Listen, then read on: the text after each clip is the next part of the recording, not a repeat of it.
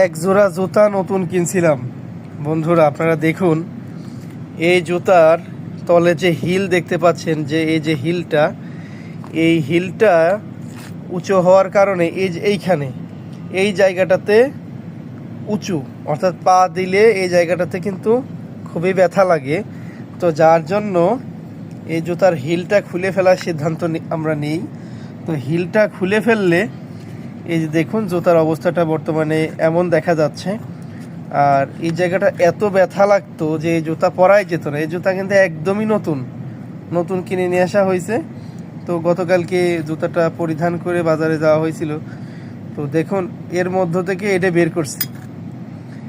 এই লোহাটা এদিক দিয়ে ঢোকানো ছিল, হিলটা এর সাথে অ্যাটাচ করা ছিল।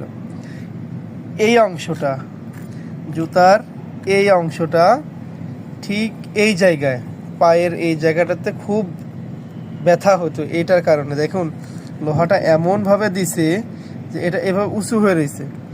উঁচু হয়ে থাকার কারণে কিন্তু পায়ে প্রচণ্ড পরিমাণে ব্যথা লাগতেছিল। এই যে দেখুন হিল আর এই হলো জুতা। এখন একটা খোলা কমপ্লিট, এখন এইভাবেই পড়বে। কারণ এটাও খুলে ফেলতে হবে, হ্যাঁ এটাও খুলে ফেলতে হবে। তো আমি মনে করি যারা জুতার কারিগর আছেন বা যারা জুতা তৈরি করে, জুতাটা বানানোর ক্ষেত্রে আরও সাবধানতা অবলম্বন করা উচিত। নাহলে লোহার এই জিনিসটা যদি পায়ের ভিতরে ঢুকে যেত তাহলে কি একটা অবস্থা হতো বলুন। তো এই ছিল আজকের ভিডিও।